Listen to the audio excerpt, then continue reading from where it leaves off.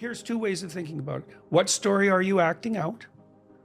Or what character resides in you? That's another way of thinking about it. Or what spirit have you allowed to possess you? Or what spirit have you invited in and consorted with such that it can possess you? So when Cain is bitter, Cain from Cain and Abel, Cain is bitter because his sacrifices go unrewarded. So he's bitter because his work is not successful. And everyone should be able to identify with that. There's no difference between work and sacrifice, by the way. They're the same thing. When we work, we sacrifice the present to the future. Saw that clip from your book. Yeah, okay. So now Cain's work is unsuccessful, so he gets bitter. And he's jealous as well of Abel, whose sacrifices are accepted and who's thriving. And so Cain's countenance falls. He becomes depressed and anxious and nihilistic and resentful, and starts to shake his fist at God. He does what Job's wife tells Job to do when Job is being tortured.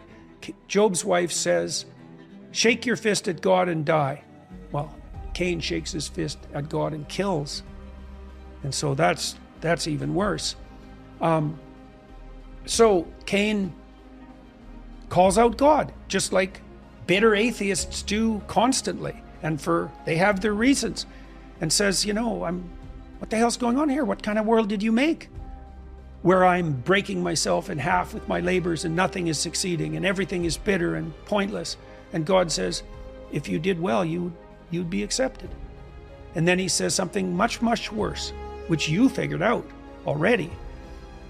He said, sin crouches at your door like a sexually aroused predatory animal, and you've invited it in to have its way with you. That's dark. Right. Well, it's terrible. It's terrible. And there's echoes of this in other mythological stories. So what it means is that Cain is suffering, and there's nothing sinful in that as such, right? Because the innocent can suffer. Cain suffers, and then he turns in the direction of temptation. He starts to nurse his resentment. That's another biological metaphor, to nurse your resentment. He starts to brood over his resentment, right? And so what that means is that spirit of arrogant resentment he invites it in, it takes up residence within him, but then he engages in a creative dialogue with that spirit. It's not merely possession, it's conspiracy. It's conspiracy between the eternal spirit of darkness, that's a good way of thinking about it, and a living human soul. That's what happens when you get resentful.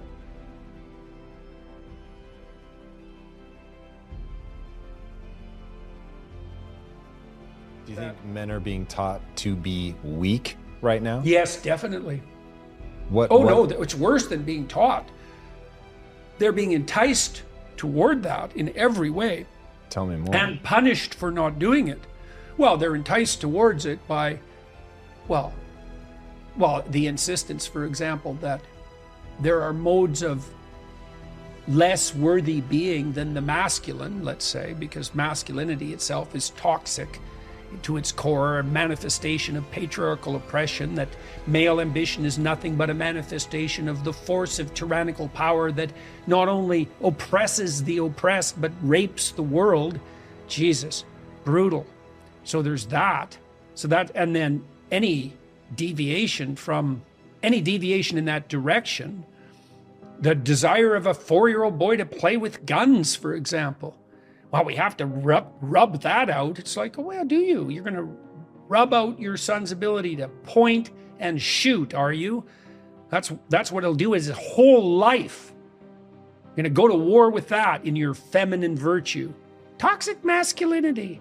It's like, great harpy warfare. It's awful. It's awful. But it's part of this belief, and that's derived from this unholy nexus of agreement between the postmodernists and the meta-Marxists, that the only story is one of power, and men wield the power, and therefore all masculine virtue is identical to the striving for power, and that's immoral in its essence. It's basically the most pathological brandishers of that doctrine presume that male virtue is indistinguishable from malevolence. And so the best you can do if you're a man is to castrate yourself. And Oh, God. well, that's what's happening in the culture. It's literally happening. It's not even symbolic. That's the offering. That's the ultimate offering to the great mother. That's a great way. Freud knew this, Jung knew this. This is well mapped out. This is well mapped out in the psychological and symbolic spheres.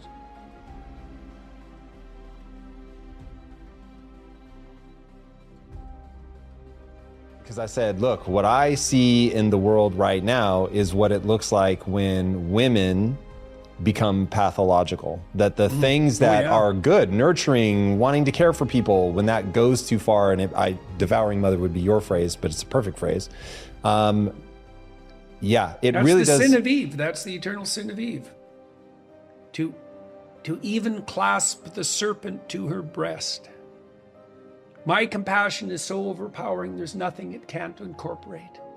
Even the fruit of evil itself. That's the fall of man. Yeah, that's being played out like in spades, rapidly, miraculously. Yeah, it's very, very bad. Very, very dark. So I know that if we don't find a way to make men, I won't even say strong. I think strong is a part of it, but invite them to be strong. Invite them to become what healthy masculinity looks like. Now, the question becomes, from where I'm standing, I will give you the image that I use a lot. I use this in business all the time. When things are getting really hard, I imagine myself in a loincloth covered in the blood of my enemies with a big fucking sword in my hand. Yeah. And that imagery helps me stay focused, be strong, be hard when I need to be hard. Not that I'm, imagining killing indiscriminately, but that I need to be able to step into aggression. And aggression is the right word. Right. And when I... that's why Andrew Tate is so attractive to young men. Dude, so much. He's utterly fascinating to me. 90% of what he says scares me to death because it actually is toxic masculinity. But 10% is so good that I'm like, you cannot dismiss this kid. People are complicated, eh? But the thing is that the more... Okay, so the perversion of warrior in some ways is psychopath, and you know that because you watch like mafia movies. So we all know this, okay?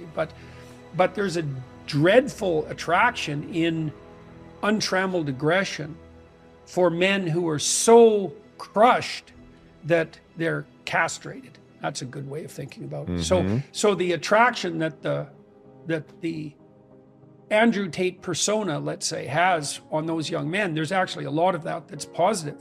Now, that doesn't mean that that's the right target, but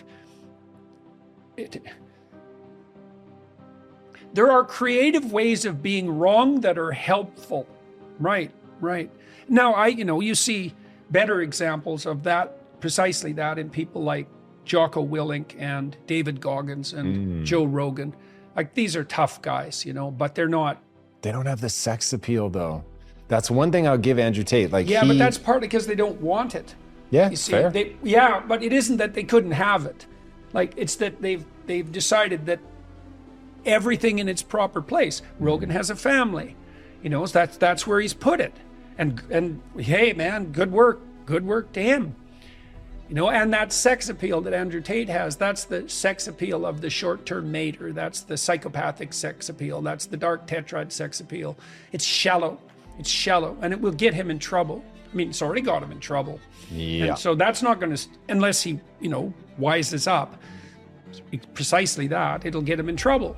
And I'm not trying to take him apart. I mean, I think what he did with his capitalization on female sexuality is absolutely unforgivable. But, that's enough of that. I mean, that was beyond the pale in my estimation. There's no excuse for that whatsoever.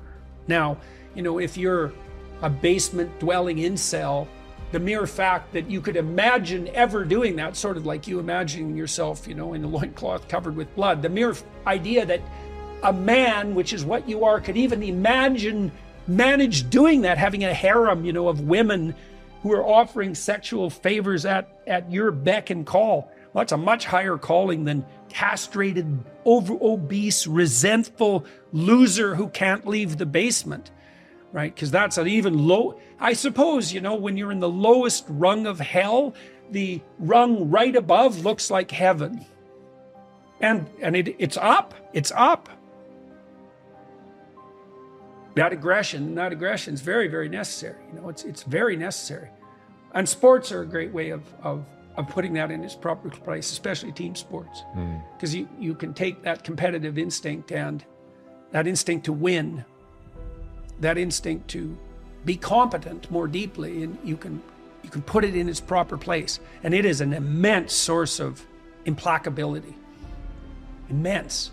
Now, in a social... It's certainly something I draw on when I lecture, for example. Like, it's a source of energy. It's just sitting right there.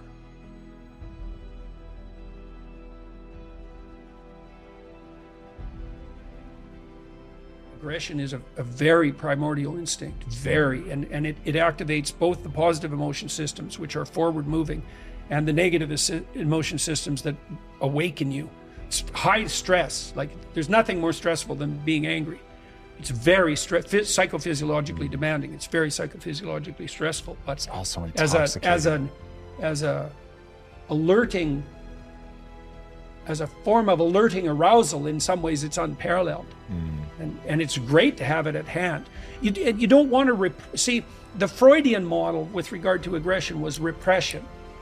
Like, we have this terrible id that's trying to make itself clamber upward, all red and tooth and claw.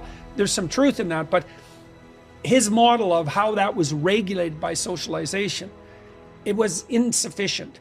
It's not repression. It's not inhibition. Now, he kind of knew that because he talked about sublimation. Jean Piaget had a much better model, much wiser, and Piaget observed actual children. A competitive child who's socialized integrates the capacity for aggression into the game, and then he becomes the player every kid wants on his team because he still wants to win. So he's got that forward driving intensity and skill, but he does that in a manner that brings everyone along with him, right? And so then aggression isn't inhibited, it's integrated.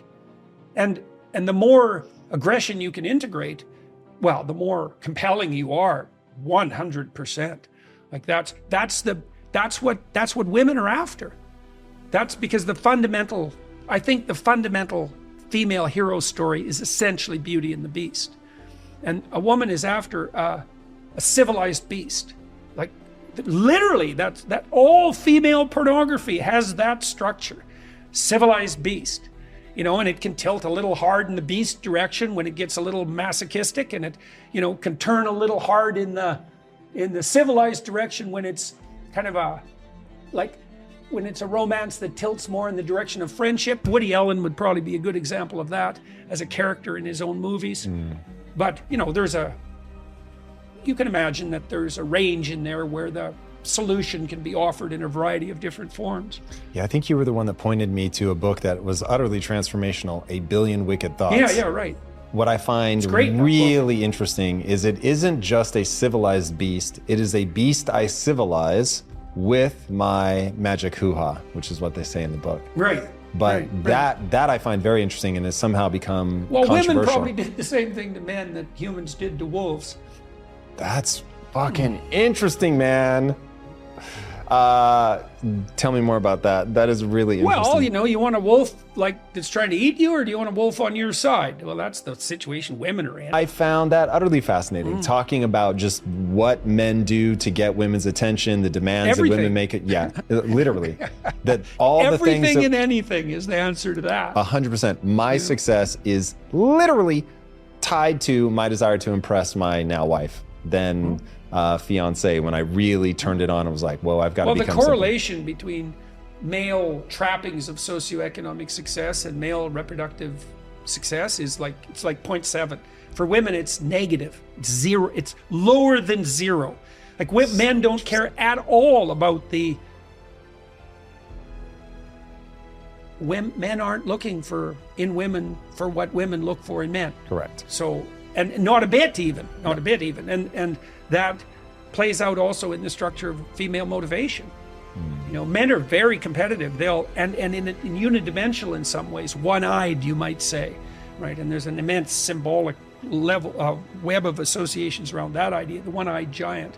Well, the penis is a one-eyed giant, like obviously, right? And it's a seeking. It's part of a seeking system, seeking women, and it'll do that unidimensionally, right? And men are like that. Freud knew this, that men are like this from the cellular level up. And so they'll specialize, they'll hyper-specialize obsessively in a manner women are just not interested in. They can, but they're not interested in it. And partly they're not interested in it because that isn't what doesn't attract men, that capability. I know the men I worked with in big law firms, for example, hyper competitive men, and they're very concerned about their bonus, but not because they needed the money. They said, well, the money's just a way of keeping score. And they all said that. They all knew that. They laughed about it. It's like they wanted a bigger bonus than the next guy. The amount didn't matter. The comparative amount mattered a lot. And it's part of a status ranking, and that's everything for young men. Status ranking, God, yes. I mean, they'll die for that. They'll kill for that. Like, it's not like we don't know this. It's in the criminology literature. This is crystal clear. The gang, a tremendous amount of gang violence is status competition. But even more than even the economic element of that is subordinate to the status competition. So, yeah, that's crystal clear.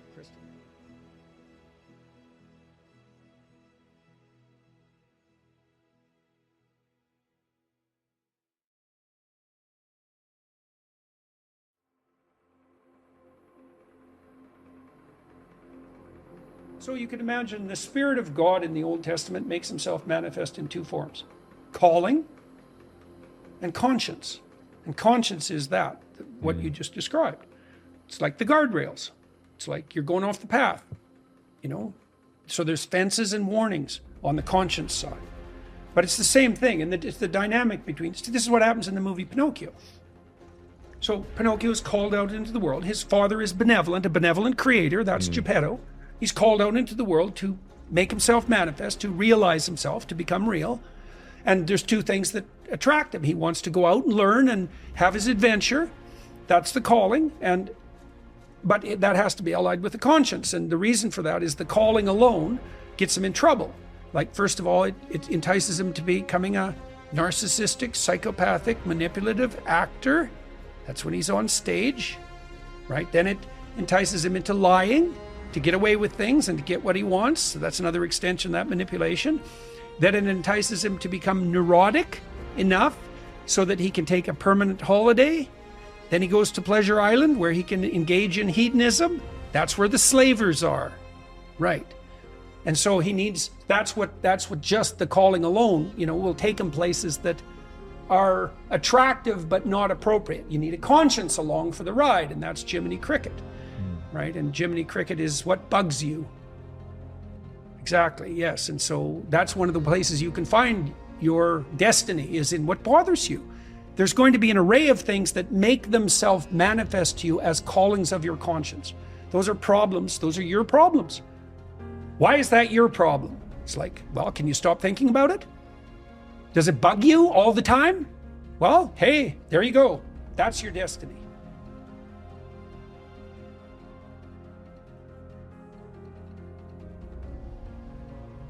When Jacob is wrestling with God, that's worship. That's true worship. That's why he's awarded the name Israel. He's the leader of the chosen people because he wrestles with God. So that's manna for the suffering, because it means that if you're genuinely suffering, then God's there in your grasp, right there with you. That's a good way of thinking about it. In the wrestling, Socrates was a wrestler, literally, right? And he was a very powerfully built person. He wrestled before he was a philosopher. It's the same thing. And everyone, thing is about the chosen people, Israel, everyone wrestles with God. Now the question is, in what spirit should you wrestle with God? And I would say, remember who you're wrestling with. That's what God tells Job when he reminds him that, God was there at the beginning of time, defeating Leviathan, fashioning the world. Remember who you're wrestling with. Have a little humility, or a lot, plenty, enough to strip you of your dead wood. Right. And if you're all dead wood, then the fire of God looks like hell. Can I get you to read something that you said? These are your words, verbatim. This is from your ARC speech. This was when I felt like, okay, I actually really understand what he's doing now. It starts there with the muscle emojis and just goes to the bottom. You want me to read it out loud? Yeah, I think it's better in your voice because this, for everybody listening, this is part of the speech he gave at the ARC conference. We're so foolish.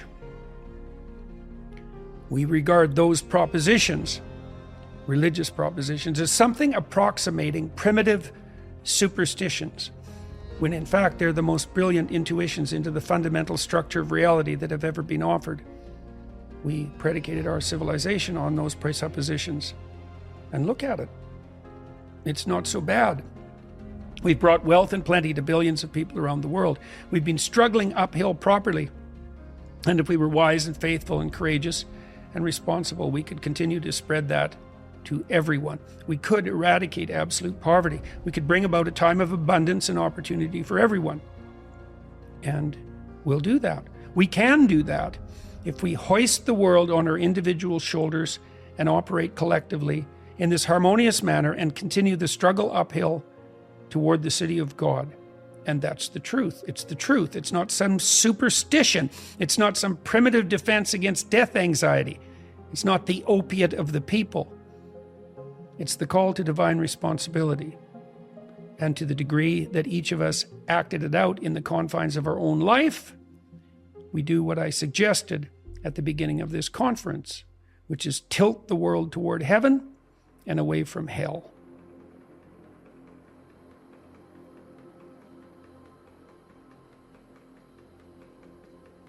Okay, so the Mesopotamian gods killed their father, Apsu, and tried to live on his corpse. Well, that's what we're doing when we mouth slogans. We're trying to live on the corpse of the past. And instead of embodying its living spirit, they slay the past. They have no regard for the past, which is also what we're doing, by the way. They slay the past and attempt to inhabit its corpse, like Geppetto in The Whale. It's the same idea. And Tiamat shows back up. She's the dragon of chaos. And her goal is to destroy everything. And that's one of the precursors. That idea is one of the precursors to the flood myth. And the word Tiamat is, they say, etymologically cognate with the word tohu vabohu. And that's the chaos out of which God makes order at the beginning of time. All these ideas are linked. So if you inhabit dead ideas, you will bring back chaos. Of course, the dead ideas can no longer sustain you in your active contending with the present. This happens in The Lion King. What happens when Scar takes over the Pride? What happens when Scar takes over Pride Rock? Pride Rock. It's so comical. Scar takes over Pride Rock. Well, why? Well, he's scarred. That's the first thing. He's intellectually arrogant, obviously. And the whole kingdom turns into a wasteland. A dry, sterile, desert wasteland. That's always the case. It's always been the case. And we're seeing the archetypal outlines more clearly now because things are changing at a ever accelerating rate. And so God only knows. What does Jonathan Pajot say? Giants will walk the earth once again. They already are. What is the Enlightenment? Why do we have to get to the other side of it? Or why do you think maybe we already are? The Enlightenment is the belief that the material world speaks for itself. And it's not true. You have to see facts through a lens of value. The postmodernists got that right. That's why we are in the culture war to some degree, is the postmodern critique was correct. We see the world through a story. And the facts now indicate that. I've talked with Carl Friston, for example, one of the world's great neuroscientists. Many people know this now. I asked Friston, is an object a micronarrative? He said yes. So because even we your have to understand what to do with it. function, you bet. You don't just see the world.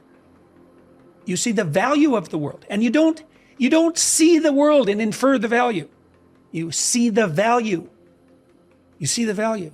And the implicit structure of your unconscious is the matrix of value through which the world reveals itself.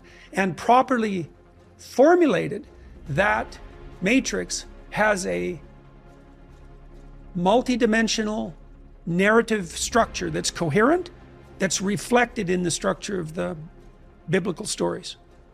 And we know that. Well, we say, well, what's the foundational document of Western civilization? Well, obviously, it's the Bible. Like, forget the theology. Historically, well, what does that mean? Well, it means it's the seed from which your perceptual matrix grew. You're a more or less coherent echo of the biblical corpus. That's what you are. And the more you know of the stories, the hyperlinked stories, the more fully fleshed that incarnation, internal incarnation becomes. The Bible was written in consort, you might say, obviously with the function of the human nervous system, both individually and collectively. It was woven together over thousands of years and also evolved to match the structure of our memories, all of that, and the structure of our attention.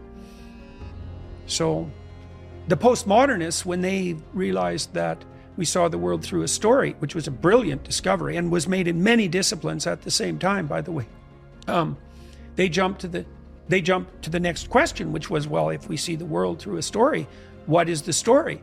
And they said, well, it's power and its twin sister, its evil twin sister, hedonism, but power. They were Marxists.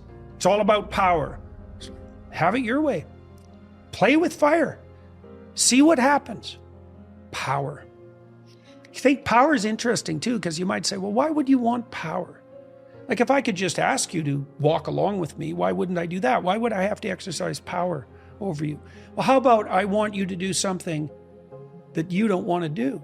Well, what? How about something for my immediate gratification? That's why Jonathan Pajot has said that the Marquis de Sade is the evil brother of the Enlightenment rational mind. It's like, absolutely. Same thing, same idea explored by Dostoevsky in Crime and Punishment with Raskolnikov. Yeah.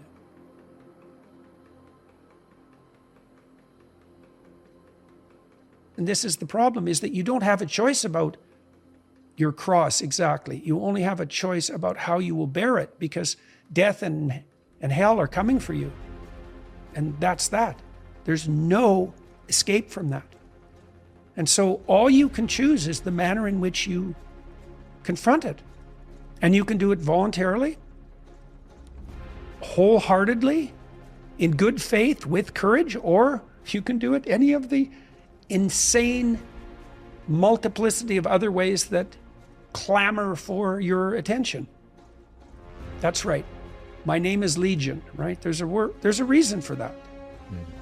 Right. So the Christian message fundamentally is that your best bet, all things considered, truly all things considered, is to take the whole burden on.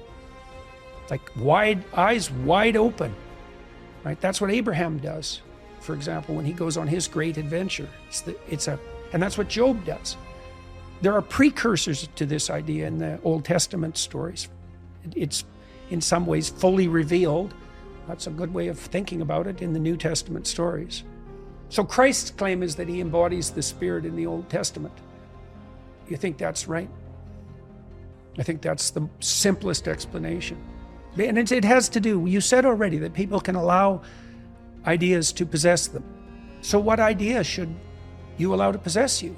Well, the insistence in the Judeo-Christian tradition is that you should invite in the spirit of your ancestors, the unified, monotheistic, creative loving, kind, truthful spirit of your ancestors. Something's coming in. Or a multitude of things. How about a diversity of things? How about a rainbow of things? Or a plurality of things? What, under some united flag? The union of diversity? I don't think so. It's no wonder that we believe in the union of diversity when we believe that a man can be a woman. If we believe those things, there's nothing we won't swallow. No camel too big to go down our throats. No totalitarian lie we won't rush to embody. So you asked earlier, where are we headed? Like, every single person is making up their mind about that. Well, they always have, but it's really evident at the moment, and it's going to become a lot more evident than it is.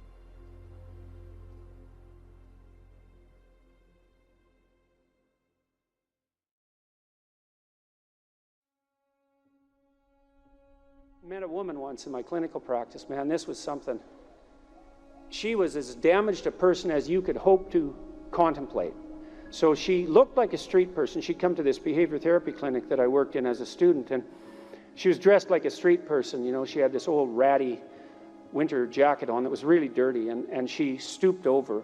She wasn't very tall to begin with. She stooped over, hunched over, and she approached everyone like this, which made people shy away from her because it's an odd method of approach. But the reason she did that was she was really so timid and so humble that it was as if anybody that she approached had a light that was emanating from them too unbearable for her to behold. So it wasn't so much an oddity, although it was, as a preternatural humility. And I thought she had come to the behavior clinic because she wanted help. She was an outpatient at a psychiatric hospital that I worked at. And she couldn't communicate very well, partly because of her shyness, partly because her first language was French, which maybe she could communicate perfectly well in French, but I doubt it. She was not an intelligent person, technically speaking. You know, she was intellectually impaired, and probably in the bottom 10th percentile of the population. That's a pretty rough place to exist cognitively. You know, you're barely literate at that point. And her mother was very ill and was bedridden, and her mother had a boyfriend who was a violent alcoholic schizophrenic who was always haranguing her about Satan, and like, man, she had a rough life. She just didn't have anything going for her. She wasn't an attractive person physically, you know, and people shied away from her. She just was the downtrodden of the earth, you know, in the realest sense. And that bloody woman, you know, she actually came to that behavior therapy clinic. She'd been an inpatient. And this was a rough place, man, because it was a hospital after deinstitutionalization, and there were tunnels connecting some of the wards to other wards because it's so cold. This was in Montreal. It's so cold in the winter. They built a hospital on these tunnels, and I took my brother there one day, and it was like walking through Dante's Inferno. I mean, if you were so psychiatrically impaired that you weren't released in the 1980s when deinstitutionalization was maybe at its peak, you were so damaged that there was just no possibility that you could function in the outside world. So the people that were left were sort of the most demolished of the most demolished. And so just walking through there for my brother, who had no experience in such things, was traumatizing, you know. And she had been in the inpatient ward for some time and then was released, and she wanted to talk to the hospital administration because she got out and she got this dog that she took care of and went for a walk, and she really liked this dog and she took care of it, you know, and she walked with it, and she wanted to see if she could go find one of those inpatients who was worse off than her and take them for a walk every day with her dog. You know, it's so funny, eh? You meet someone like that and they just have nothing. They have nothing in the world that you would recognize as any marker of success or status or ability, or they're outcast and tortured, and then nonetheless, you know, a woman in that dismal state was able to rise above her own catastrophe, which was like manifold, and find someone worse off to try to serve. You know, you don't need many experiences like that to convince you that there's things about the world that you truly don't understand on the ethical front, you know. So I would say, when you're at the crossroads and you're counseled to despair, you know, rise up in courage and see if you can resist it. It's better for you and it's better for the people around you. You know, I was reading a Wikipedia article on the Tower of Babel the other day. I'm always curious about how these things are represented most publicly, right? And Wikipedia is a great way to do that because it's collectively edited. And the interpretation was essentially, it was the description of how the languages of the world arose. And I don't think that's what that story's about at all, except peripherally. I thought, yeah, you just missed the point 100%. I mean, Babel is Babylon first, so you need to know that. And Babylon is the state that's gone mad. And it's a continual temptation for human beings to build complex organizations, right, that get too high. And so what does that mean? How about too many layers? Not local enough, not distributed enough, right? Too separate from the people that they serve. I think the EU did that. I think that's why the British left. That's the Tower of Babel. In fact, unbelievably, they used a famous painting of the Tower of Babel as a representation of the EU in some of their literature, which I think it was a painting by Bruegel, but I'm not sure of that. But that was just like, okay, I just do not understand how that happened at all. In any case, this Tower of Babel, it's also a Luciferian story. You know, Lucifer is the spirit of intellect, the light bringer, who's flown too high and challenges God himself and falls. And in Milton's story, Lucifer is called on his pretension by God and said, you know, because he is God's highest angel, God most catastrophically wrong. So a symbol of intellect, that in combination with the notion that he's a light bringer, it's a symbol of prideful intellect. And it is the prideful intellect that raises itself against what is most properly placed at the highest place, which is what God is, whatever that is. Whatever it is, it's not the intellect. That's a subordinate spirit. And if it isn't, then it becomes aimed essentially at something approximating hell and perfectly capable of creating it and then perfectly capable of ruling in it. And so when God calls Lucifer on his rebellion, he says, if you but repent, you could be welcomed home. And Lucifer says, well, I am the sort of spirit that even if I once repented, I would be instantly tempted to merely repeat my mistake. And he says as well, I would rather rule in hell than serve in heaven. It's like, hey man, there's a choice for you at the crossroads. And so, you know, people have asked me, for example, I'm very opposed to the idea that the fundamental human motivation is power, which is pretty much what every student is taught at every level of their education, in every educational institution, except a handful now across your country. Fundamental motivation is power. There's no place for people of goodwill to meet and engage in constructive dialogue, dialogos, none of that, because our fundamental motivation is nothing but the will to power. And so there is no place for people of goodwill to meet. There is no such thing as dialogue. It's all a mask, a rationalization, a post hoc rationalization for pretension and power. It's such a dismal philosophy. It's so, you could not, and I believe this technically, you could not formulate a more pathological philosophy. It obliterates your faith in society, and it eradicates the notion of the individual. It removes the notion of good faith and goodwill, and it makes communication impossible. It's like, that's a temptation to engage in that sort of destruction as a consequence of your intellectual pretensions, let's say. And for all of you, this is going to face you too, this pretension, you know. So maybe you're not the hopeless type, and the temptation that assails you at the crossroads isn't your degeneration into a kind of faithless nihilism. Maybe it's a self-aggrandizement in some sense instead, and that you feel that now you have the opportunity to serve your own ambition. Take apart what that means, because I think it's worthwhile. Psychopaths serve their own ambition. And they're the people who are most truly motivated by power, by the way, if you think about it clinically. And they're not very successful, all protestations to the contrary. They never rise above about 3% of any general population. And maybe it's a better strategy to be a manipulative psychopath than to lay inert in your bed, in your mother's bedroom when you're 40, but it's not an optimal strategy. And so you can get away with it being a psychopath because you can mimic competence and you can take advantage of people who have learned to expect the best from others, and so you can manipulate them. But you produce nothing on your own. And one of the things that's really interesting about psychopaths is they don't learn from experience, which means not only do they betray other people constantly, but they betray their own future selves.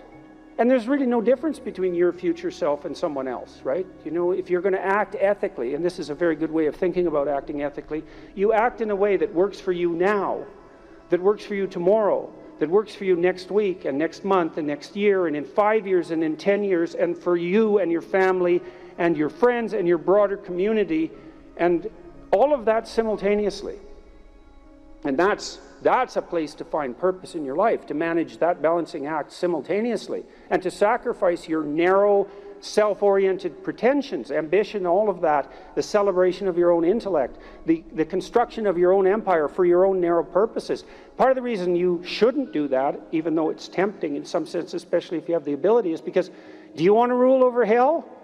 I mean, and that's another interesting question with regards to the question of whether power is a valid motivation. It's like, okay, well, Kim Jong-un, let's take Kim. He's a manifestation of a power player. You think it's better to be leader of North Korea than to be just an ordinary peon there? Are you so sure it's better to rule over hell than just to be a servant in hell? It's not obvious to me. That's not success by any stretch of the imagination. The most powerful devil. That's like the worst possible failure. And so, you know, you're called upon to take the lessons that you've been taught in a university like this, that attempts to teach you to abide by the eternal verities, to sacrifice your own narrow pretensions in the highest sense to something that's truly better, not because you should in some finger-wagging sense, but because there is truly nothing better, and perhaps you don't have the wisdom to see that, because it's difficult to see. It's difficult to have a purview broad enough to encompass those expanse of time and community and see what pattern of behavior is to be manifested in proper service to balance all of that in some musical manner. But that's definitely the appropriate pathway.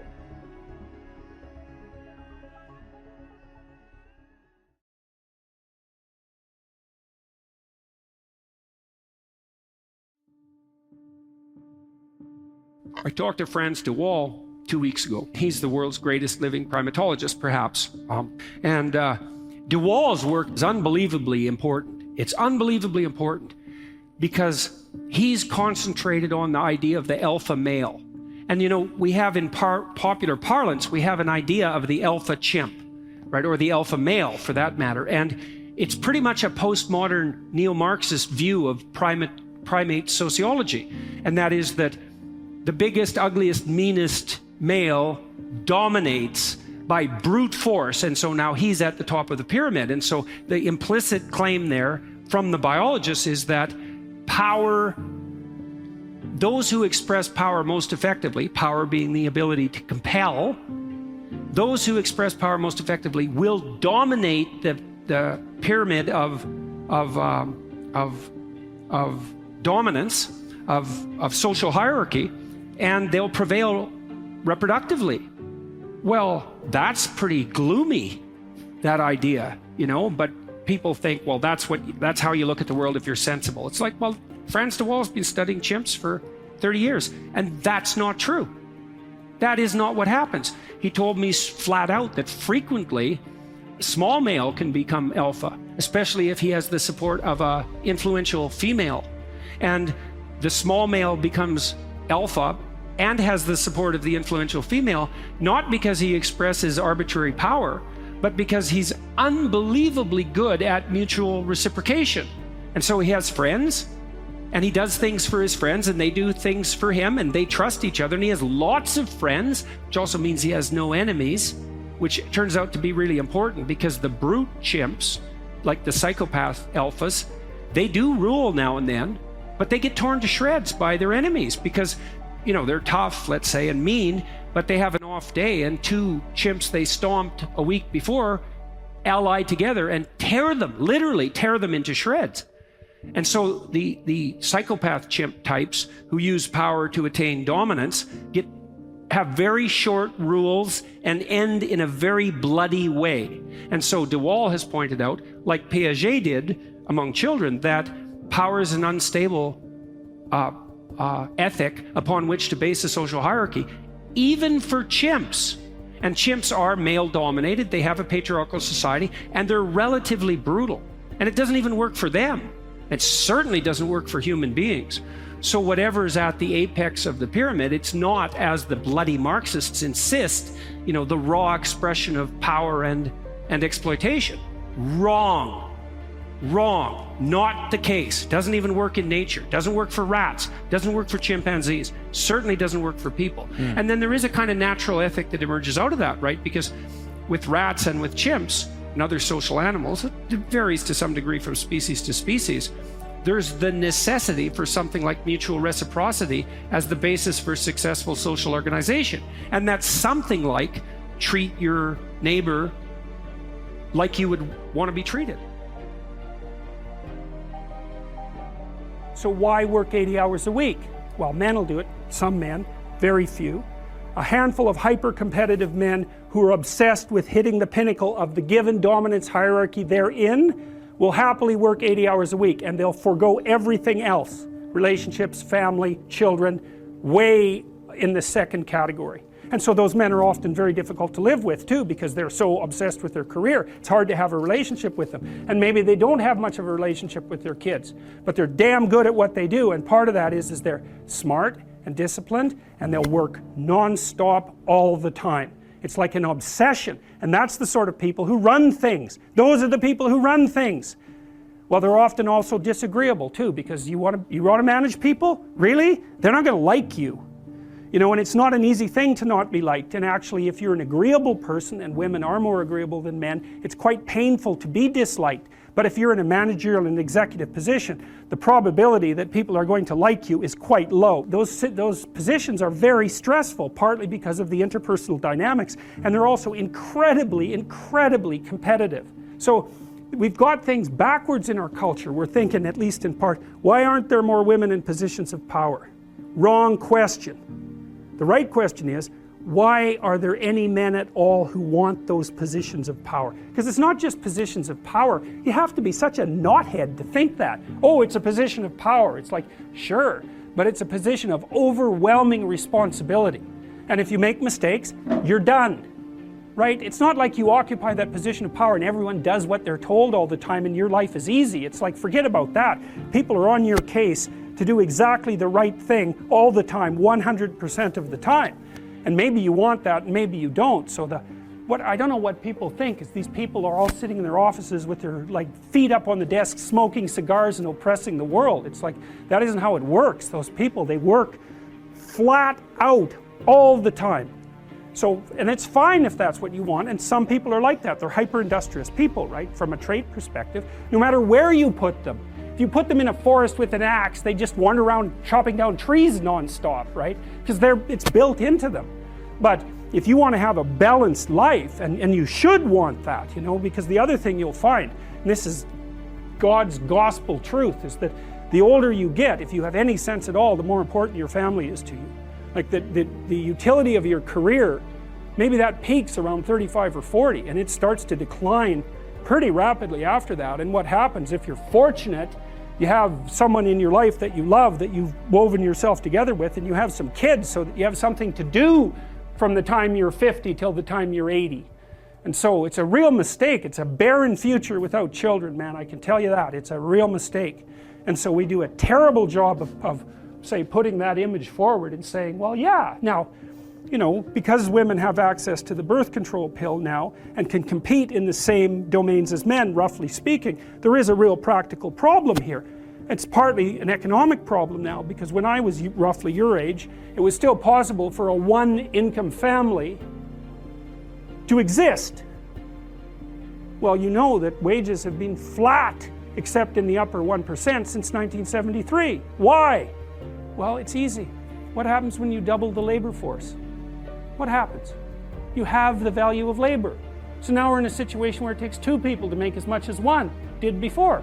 So we went from a situation where women's career opportunities were relatively limited to where they were relatively unlimited and there were two incomes, to where, and so women could work, to a situation where women have to work and they only make half as much as they would have otherwise. And now we're going to go into a situation, this is the next step, whereas women will work because men won't.